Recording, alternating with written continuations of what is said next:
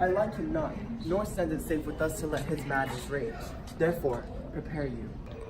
I your commission will forthwith dispatch, and he to England shall along with you. The terms of our estate may not endure hazard so near as doth hourly grows out of his brows. We will ourselves provide. Most holy and religious spirit is to keep those many, many bodies safe that live and feed upon the majesty. The single and peculiar life is bound with all the strength and armor of the mind to keep itself from annoyance, but much more, that spirit upon whose well depends heirs, that lives many, the cess of majesty, dies not alone, but like a bolt doth draw, works near with God. Our remorse and adjoined, which when it falls, each small annexment of petty consequence attends the boisterous ruin, never alone to the king's sad, but in the general groan. Arm you, I pray you, to this speedy voyage, for we will fetters put about this deer, which now goes free-footed. We will, haste us. My lord, 'tis meet that some more audience of a mother, since nature makes them partial should appear, the speech advantage, fare you well, my liege. I'll call upon you ere you go to bed and tell you what I know.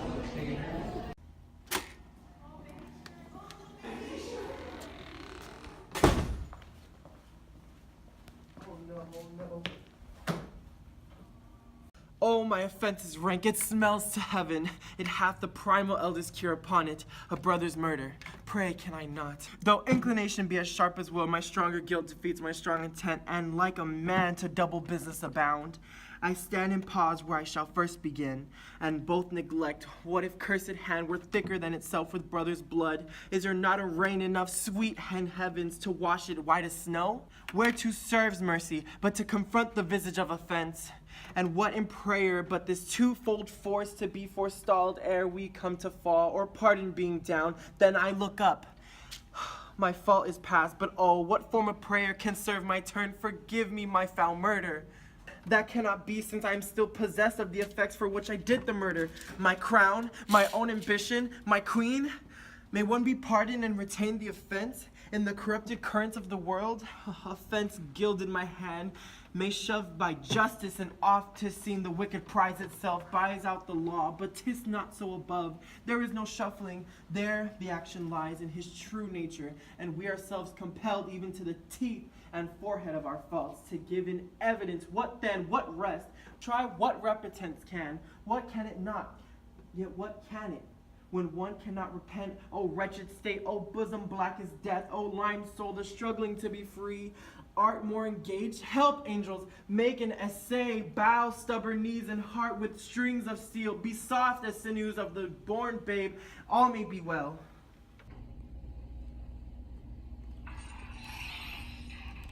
And now I do it pat, now A is a praying, and now I'll do it, and so A goes to heaven. And so I am revenged. That would be scanned. A villain kills my father, and for that I, his sole son, do the same, villain sent to heaven?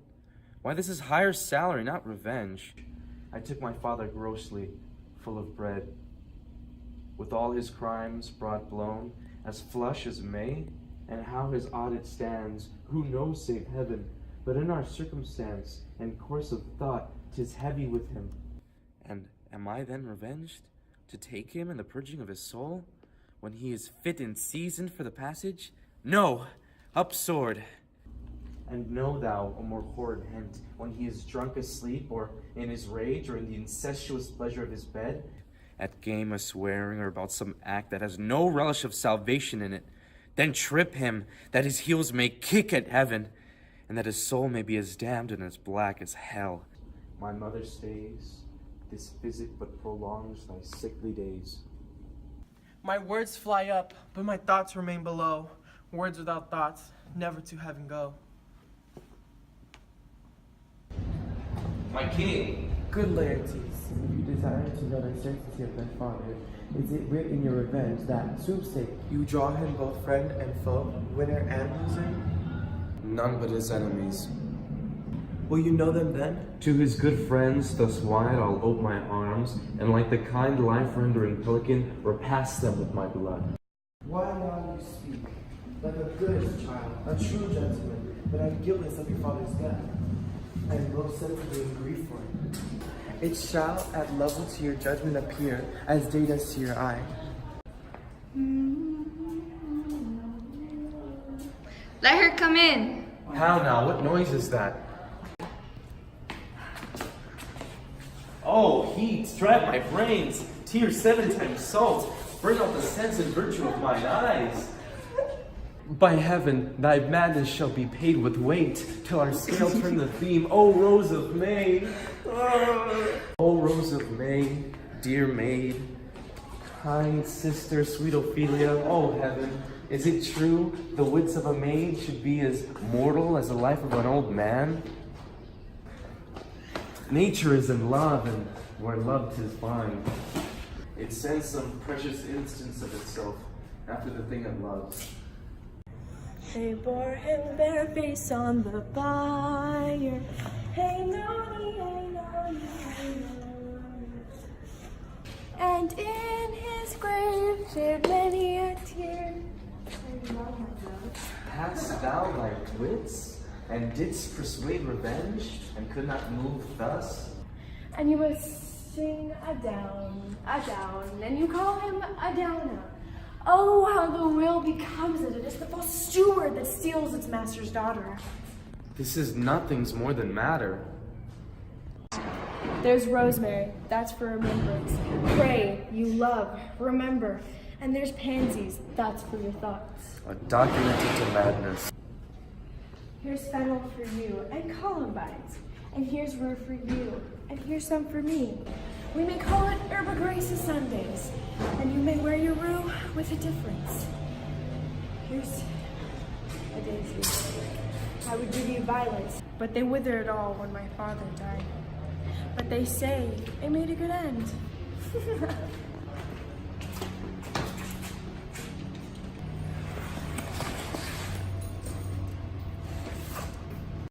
For Bonnie, sweet Robin, is all my joy.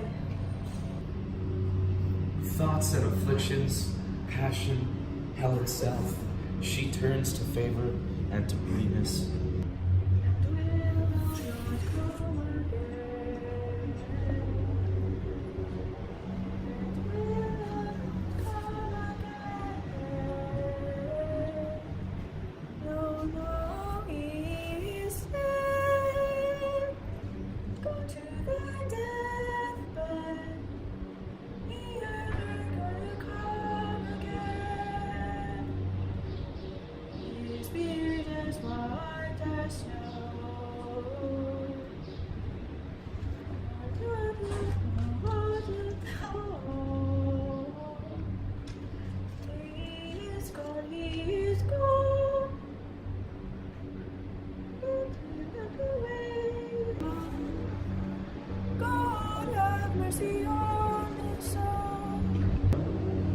And of all Christian souls, pray God by you.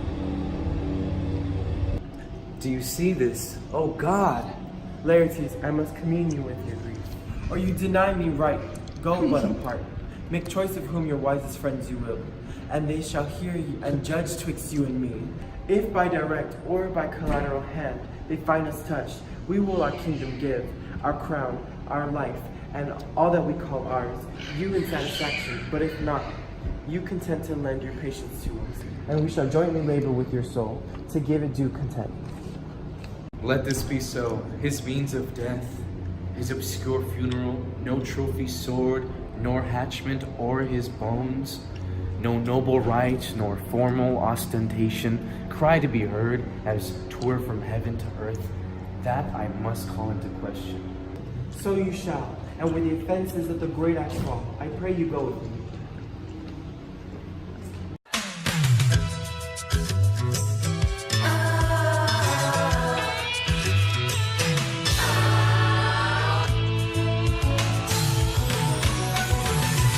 Whatever happened to predictability? The milkman, the paper boy, evening TV. You miss your old familiar friends, but waiting just around the bend.